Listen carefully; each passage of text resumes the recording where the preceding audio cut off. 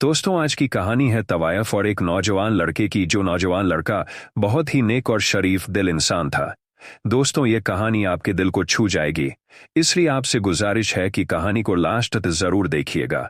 एक शहर में एक नेक और खूबसूरत नौजवान लड़का रहता था, जिसकी खूबसूरती की हर शख्स तारीफ करता था। इस लड़के के माँ बाप बचपन में ही इंतकाल कर गए और वह एक यतीम की जिंदगी गुजार रहा था। फिर एक मस्जिद के मौलवी साहब ने इसकी तरबियत की। जब वह बड़ा हो गया, खुद से कमाने खाने लगा, उसके घर में एक छोटा सा खूबसूरत तोता रहता था। वह नौजवान अपने घर में कुरान पाक की तिलावत किया करता था और तोता भी पास होता। आहिस्ता वह तोता भी कुरान की आयतें सीख गया और उनको अपनी जुबान से अदा किया करता था। वह तोता भी कुरान की आयतें सीख गया और उनको अपनी जुबान से अदा किया करता था। वह थोड़ा थोड़ा बोला करता था। उस अल्लाह वाले नौजवान ने अपने तोते को यही सिखाया था कि हमेशा सच बोलना, सच बोलने वाले को अल्लाह ताला बहुत पसंद करता है। उसके घर के पास एक तवायफ का घर था। वह तवायफ बहुत ही खूबसूरत थी। इस तवायफ की मुलाजिम ने एक दिन इस तवायफ को कह दिया कि आपके हुस्न का पूरा गांव दीवाना है, मगर एक नौजवान है जिसने कभी आपको नजर उठाकर भी नहीं देखा। वह बहुत नेक और शरीफ इंसान है। मस्जिद से सीधा घर आता है और घर से मस्जिद तक जाता है। उसकी बात सुनकर वह तवायफ औरत कहने लगी, यह कैसे हो सकता है कि मेरी खूबसूरती को देखकर बड़े बड़े शरीफ भी अपनी शराफत भूल जाते हैं और गुनाह कर बैठते हैं। यह कौन सा इतना बड़ा आलिम हाफिज है जो मुझे नहीं देखता। उसकी मुलाजिम ने कहा, आप चाहो तो आजमा कर देख लो। उसने कहा, ठीक है। इस तवायफ ने अपना भेज बदला और एक शरीफ लड़की के कपड़े पहनकर माँ के दरवाजे के आगे जाकर खड़ी हो गई, ताकि जब भी वह लड़का आए उसको किसी ना किसी बहाने से बुला सके, बहका सके। वह लड़का जब भी नमाज पढ़ने आता, कभी भी नजर उठाकर उसको नहीं देखता, नजर झुकाकर उसको नहीं देखता, नजर झुकाकर। इसी तरह दिन गुजरते गए, मगर इस लड़के ने कभी नजर उठाकर उस तवाफ की तरफ नहीं देखा। एक दिन वह तवायफ जान पूछकर जमीन पर गिर गई। इस नौजवान ने उस लड़की को जमीन पर पड़े हुए देखा तो उस नौजवान ने सबसे पूछा कि यह लड़की कौन है। वहां खड़े हर इंसान ने कहा, इस लड़की को हम नहीं जानते, क्योंकि उस तवायफ ने अपना भेष बदला हुआ था। वहां खड़े लोगों ने कहा कि यह किसी गरीब घर की लड़की मालूम होती है। नौजवान ने कहा, उसको उठाओ। और मेरे घर पर पहुंचा 2 लोग उस लड़की को उठाकर उस लड़के के घर ले गए। लड़की सोचने लगी, मेरा पहला बर कामयाब हो गया। अब मैं इस नौजवान को, इस अल्लाह वाले इंसान को आसानी से बहका सकती हूँ और रात की तन्हाई में बहका और भी आसान होगा। वह लड़का ईशा की नमाज पढ़ने मस्जिद में गया और वह औरत उसका इंतजार कर रही थी। उसने आकर पूछा कि आपकी तबीयत कैसी है। फिर वह बदबख्त कमजोरी का बहाना बनाने लगी और आंखों ही आंखों में अपना शैतानी हुस्न दिखाने लगी। इस बदबख्त औरत ने हर तरह के तीर चलाए, मगर वह अल्लाह वाले नौजवान को अपने जाल में फंसाने में नाकाम हो गई। थक हार कर लेट गई और सोचने लगी कि एक बुरा इंसान भी होता तो वह भी मेरे पीछे आ जाता। यह पता नहीं किस मिट्टी का बना हुआ है, मेरा कोई इशारा नहीं समझ रहा। उस अल्लाह वाले नौजवान ने उससे पूछा, आपका इस दुनिया में कौन है, माँ बाप कहाँ है, आपका घर कहाँ है। उसने कहा, इस पूरी दुनिया में मेरा कोई नहीं है। और यह कहकर वह रोना शुरू हो गई। उस अल्लाह वाले नौजवान ने जब यह सुना तो उसको बहुत दुख हुआ और उसको कहने लगा, आप मेरे लिए एक गैर महरम औरत है और आपका मेरे लिए एक गैर महरम औरत है, ठीक नहीं। इस बदबग औरत ने कहा, मैं कहाँ जाऊंगी। उस नौजवान ने कहा, आज रात आप मेरे साथ यहाँ ठहर सकती हैं, मगर सुबह आपको जाना ही होगा। यह बात सुनकर बदबख्त औरत सोचने लगी कि किस तरह से गुनाह करवाऊं, मगर फिर वह थक हार कर हर तरीके से नाकाम रही। सुबह उस अल्लाह वाले नौजवान ने मौलाना साहब से मशवरा किया कि एक गरीब रख मेरे घर में रह रही है, मैं बहुत ही परेशान हूं, क्या करूं। मौलाना साहब ने कहा, अगर उसका इस दुनिया में कोई नहीं है, लावारिस है, तो फिर तुम उससे निकाह कर लो। आखिरकार एक ना एक दिन तो तुम्हें शादी करनी ही है। उस नौजवान ने वापस आकर उस लड़की को बताया कि मौलाना साहब कह रहे हैं कि तुम मुझसे निकाह कर लो। यह सुनकर वह खौफजदा हो गई और सोचने लगी कि मेरा तो इरादा निकाह करने का नहीं है, मैं तो उससे नाजायज ताल्लुकात कायम करना चाहती हूँ। इसकी बीवी बनने नहीं आई। इस बदबू चने का वक्त दीजिए, मैं सुबह आपको बता दूंगी। वह रात भर सोचती रही, आखिर करूं तो क्या करूं। फिर उस औरत ने फैसला किया, चलो झूठ मूठ ही सही, आखिर यह नौजवान तो मुझे मिलेगा। जब मेरा काम हो जाएगा तब मैं उसके घर से भाग जाऊंगी। सुबह होते ही उसने इस नौजवान से कहा, मैं आपसे निकाह करने के लिए तैयार हूं। यह सुनकर वह नौजवान खुश हुआ। अल्लाह पाक ने मुझे मौका दिया कि मैं किसी बेसहारा का सहारा बन सकूं और इस तरह एक औरत की जिंदगी भी बच जाएगी। उसने मौलाना साहब को बुलाया और निकाह करवा लिया। सब लोग नौजवान की शादी से बहुत खुश हुए। उसने निकाह कर लिया। वह नौजवान तो अल्लाह ताला की इबादत करने वाला था। कुछ दिन गुजरे। जब उस औरत का उस अल्लाह वाले से दिल भर गया तो वह कहने लगी कि अब मुझे यहां से जाना चाहिए। मैं यहां से कैसे जा सकती हूँ? अब मैं तो उसी दुनिया में वापस जाना चाहती हूँ। लेकिन उस लड़के के निकाह कहा, मैं उसकी बीवी हूं। उस बदबख्त औरत ने अपने मुलाजिम को पैगाम भेजा कि मैं यहां से निकलना चाहती हूं, कोई बंदोबस्त करो। वह मुलाजिम उसके पास आई और कहने लगी कि अब आप उसकी बीवी बन चुकी है, यहां से कैसे निकलेंगी? आपने ऐसा क्यों किया था? इस बदबख्त निकाह करना पड़ा, मगर अब मुझे यह पसंद नहीं है, यहां से निकलना चाहती हूं। मुलाजिम ने उसको कहा कि आप ऐसा करें, उससे तलाक ले ले। और वह कहने लगी, मैं उसे तलाक नहीं लगी, मैं उसे तलाक नहीं ले सकती, क्योंकि वह बहुत अच्छा इंसान है और मुझे कभी भी तलाक नहीं देगा। वह बदबीरा नाम है। ऐसा करो कि उसको मार देती हूं। वह बदबख्त औरत अपने कोटे वाली जिंदगी को याद करने लगी, जहां हर रोज अमीर लोग मेरे यहां आया करते थे, मेरे ऊपर हजारों लाखों रुपया निछावर किया करते थे। मुझे उसके साथ नहीं रहना। फिर उसने अपनी नौकरानी से बोला कि तुम मुझे जहर लाकर दो ताकि मैं इसको मार दूं। जब मुलाजिम ने यह सुना तो वह मुलाजिम जहर का इंतजाम करने लगी। इस मुलाजिम ने उसको जहर लाकर दिया और जब रात को अल्लाह वाला नौजवान घर आया तो वह बदबख्त औरत सर समर कर तैयार होकर उसके सामने आई और कहने लगी, मैं अभी आपके लिए खाना लेकर आती हूं। जब वह खाना लेने गई तो उसने खाने में जहर मिला दिया। अब वह जो तोता उसके घर में हर वक्त मौजूद रहता था, यह सब देख रहा था। उस तोते ने चीखना चिल्लाना शुरू कर दिया, बचाओ। वह अल्लाह वाला नौजवान उसके पास आया और कहने लगा, आज तुम इतना क्यों चीख रहे हो?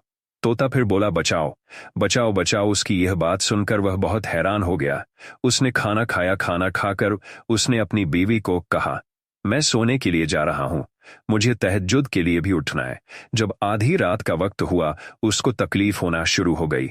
उसने अपनी बीवी को कहा, मेरे पेट में बहुत दर्द है, मुझे ऐसा लग रहा है जैसे मेरे पेट में कोई छुरिया चला रहा है।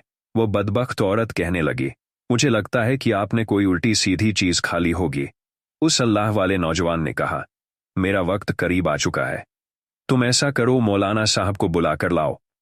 और उसके सामने उसका शौहर तड़प तड़प कर मर गया। उस बदबख्त ने जरा भी उस पर तरस ना खाए। अल्लाह वाले ने वक्त कलमा शहादत की तिलावत की और उसकी जान निकल गई। और वहां तोता चिल्ला रहा था, बचाओ बचाओ। उस औरत ने उस तोते को कहा, चुप हो जाओ वरना तेरा भी गला दबा दूंगी। उसने अपने मुलाजिम को पैगाम भेजा कि जल्दी से यहां उनकी मुलाजिम आई और दोनों ने मिलकर घर के सहन में एक गड्ढा खोदा और उसको वहां दफन किया। और दिल ही दिल में खुश थी कि मेरी इस आदमी से जान छूट गई, अब मैं आजाद हूं। इसके बाद फिर वह अपनी तवा और अपनी बदका वाले अड्डे में चली गई और फिर वही जनाकारी में लग गई। प्यारे दोस्तों, अल्लाह पाक ने उसको एक जिंदगी दी थी। अगर वह चाहती तो अपने गुनाहों से तौबा कर सकती थी, अपने शौहर की तरह नेक और परहेजगार बन सकती थी। अगर वह चाहती अपनी आखिरत संवार सकती थी, मगर उसने अपने हाथों से ही अपनी दुनिया और आखिरत को बर्बाद कर लिया, बल्कि अपने शौहर को जहर देकर उसका भी कत्ल कर दिया। वह तवायफ भी थी, मगर अब तक एक कातिल बन चुकी थी। जब सुबह फजर का वक्त हुआ, मौलाना साहब ने नमाज पढ़ाई और देखा कि उसका शार गीत कई दिनों से नमाज पढ़ने नहीं आया, तो वह बहुत परेशान हुए और उसके घर पर जाकर उसका दरवाजा खटखटाया, मगर उसके घर का दरवाजा किसी ने नहीं खोला। मौलाना साहब यही सोच रहे थे, शायद वह सो रहा होगा, मगर वह यह भी सोच रहे थे कि नमाज तो मैं ना शार गीत कभी नहीं छोड़ सकता। मुलावा साहब वापस चले गए। जब जोहर का वक्त हुआ और देखा भी उसका शरगर नमाज पढ़ने नहीं आया।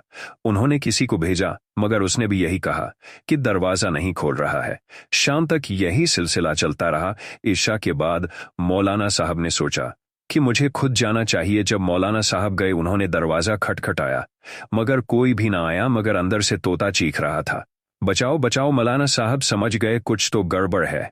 उन्होंने पूरा मोहल्ला इकट्ठा किया, दरवाजा तोड़ा। जब दरवाजा तोड़कर अंदर दाखिल हुए तो देखा कि घर खाली था, सिवाय उस तोते के उस घर में कोई और ना था। और वहां सब यही समझ रहे थे कि मियां बीवी कहीं घूमने गए हुए हैं। जब रात का वक्त हुआ मौलाना साहब को बेचैनी महसूस होने लगी। उन्होंने अपनी बीवी से कहा, मुझे ऐसा लगता है कि मेरा सारक तकलीफ में है, वह किसी न किसी परेशानी में है। उनकी बीवी ने कहा, नहीं, उनकी नई नई शादी हुई है, हो सकता है मियाँ बीवी कहीं घूमने गए हो। मौलाना साहब ने कहा, वह मुझे बिना बताए नहीं जा सकता। उसकी बीवी ने कहा, आप परेशान न हो, सो जाए। मौलाना साहब अपने पर गए और सो गए। मगर मौलाना साहब ने ख्वाब देखा कि उनका शागिर्द रो रहा है और उसके कपड़ों पर खून लगा है। मौलाना साहब उठे और अपनी बीवी को अपना ख्वाब सुनाया। उन्होंने कहा, आप बार बार सोच रहे हैं, इसलिए आपको ऐसा ख्वाब आ रहा है। और फिर मौलाना ने दूसरी रात वही ख्वाब देखा, तीसरी रात भी वही ख्वाब देखा। उनका शागिर्द उन्हीं कपड़ों में खून से लथपथ है और रो रहा है। मौलाना साहब ने ऐसा किया कि उठकर वजू किया और उन्होंने तिलावत कुरान की पढ़ाई शुरू कर दी। मौलाना साहब जैसे जैसे कुरान की आयत पढ़ रहे थे, वैसे वैसे उसका राज खुलता जा रहा था और उसको बताया गया कि उसके घर के सहन में जाकर देखो। अब मौलाना साहब बहुत परेशान थे कि मुझे इसके घर का इशारा क्यों मिल रहा है। मौलाना साहब अपने साथ मोहल्ले के कुछ लोगों को लिए उस अल्लाह वाले नौजवान के घर गए और उसको देखते हुए वह तोता फिर से चिल्लाना शुरू हो गया। जब जमीन को खोदा गया तो वह तड़प कर रह गए। वह सोच भी नहीं सकते थे कि उनका प्यारा शागिर्द उनको इस हालत में मिलेगा। उसको कफन भी नहीं दिया गया। मौलाना सोचने लगे कि कौन जालिम है जिसने उसको कत्ल कर दिया, इस तरह दफन कर दिया। मगर अल्लाह ताला की कुदरत देखिए, उस नौजवान शख्स की लाज ऐसी थी जैसे उसको अभी अभी दफन किया गया हो। उसके चेहरे पर नूर चमक रहा था। उसको देखते ही मौलाना साहब ने अपना सर पकड़ लिया और नीचे जमीन पर बैठकर रोने लगे। मौलाना साहब ने देखा कि उसकी बीवी यहां मौजूद नहीं है। उन्होंने सबसे पहले अपने शागिर्द का जनाजा पढ़ाया। सब लोग इस बात से परेशान थे कि आखिर इस नौजवान को मारा किसने, किसने इसको कत्ल किया। मौलाना साहब उसके घर में आए और अपने शागिर्द को याद करते हुए रोने लगे। मौलाना साहब की दर्द भरी आवाज वहां मौजूद तोता बड़ी खामोशी से सुन रहा था। उसे यह लग रहा था कि वह तोता जिंदगी भर नहीं भूल पाएगा, मगर अल्लाह पाक ने उस तोते को भूलने की तौफीक अता फरमाई। उसने कहा, वह औरत एक तबायक थी, बदबख्त थी। वह उसे जिना करना चाहती। वह बदबख्त औरत तो यहां भेज बदल कर आई थी। उसने सबको यहां बेवकूफ बनाया। उसने अल्लाह वाले नौजवान से निकाह किया और जब उसका दिल भर गया तो उसको जहर देकर जान से मार डाला। वह दोबारा जिनाकारी और बदका के लिए अपने कोठे पर चली गई। इतना बताकर तोता खामोश हो गया। मौलाना साहब इस तोते को लेकर अपने घर चले गए और उसको अपने घर में रख लिया। इसके बाद चंद लोगों के साथ मौलाना साहब उस तवायफ औरत के कोठे पर गए। मौलाना साहब वहां जाकर इस तरह गुस्से से चिल्ला रहे थे जिस तरह उस औरत को खत्म कर देंगे। वह उसको बोल रहे थे कि बाहर आओ। मौलाना साहब अंदर नहीं जाना चाहते थे। मौलाना साहब की आवाज सुनकर उस तवायफ औरत की मुलाजिम रोती हुई आई और उस मौलाना से कहा कि आप उस नेक नौजवान के उस्ताद हैं। मौलाना साहब ने कहा, हाँ, मैं उसका उस्ताद भी हूं और बाप भी हूं। तुम बाहर बुलाओ उस तवायफ को जिसने मेरे बेटे के साथ इतना जुल्म किया। उसने मौलाना से कहा, उसको इसके लिए सजा मिल चुकी है। जिस रात उसने अपने को मारकर अपने बदका के अड्डे पर आई, वह बहुत खुश थी। तैयार होकर बदका के लिए निकल रही थी। एकदम उसका जिस्म बदलना शुरू हो गया और देखते ही देखते उसका जिस्म एक बंदर की शक्ल में तब्दील हो गया। उसको हमने एक कमरे में कैद कर दिया है क्योंकि उसके चेहरे को देखकर हमें खौफ आता है। अस्तगफिरुल्लाह। उस अल्लाह वाले के साथ इस औरत ने जो भी किया, मैं भी उसके साथ शामिल थी और आहिस्ता आहिस्ता मेरा चेहरा भी बदल रहा है। ऐसा लग रहा है कि मैं इस जैसी ना बन जाऊं, मेरी हालत इस जैसी बन जाएगी। आप मुझे माफ कर दीजिए। उस नौजवान को कहे मुझे माफ कर दे। अल्लाह पाक ने हमारी दुनिया ही जहन्नुम बना दी है। मौलाना साहब ने कहा, अल्लाह पाक ने तुम्हारी सजा को तुम्हें दुनिया में ही दे दिया। अब मैं क्या कर सकता हूं? मेरा बेटा तो शहादत की मौत पा चुका है, मगर तुम्हारी मालकिन तो हमेशा के लिए बंदर की शक्ल में तब्दील हो गई है। अल्लाह पाक से दुआ है कि अल्लाह पाक हमें बुराई से बचने और नेक अमाल करने की तौफीक अता फरमाए। आमीन। दोस्तों, ऐसी इस्लामिक किस्से कहानियों की वीडियो देखने के लिए हमारे चैनल को सब्सक्राइब करके हमारी फैमिली का हिस्सा बनने के लिए चैनल को सब्सक्राइब करके बेल आइकन को प्रेस जरूर करें। मिलते हैं अगली वीडियो में, तब तक के लिए अल्लाह हाफिज।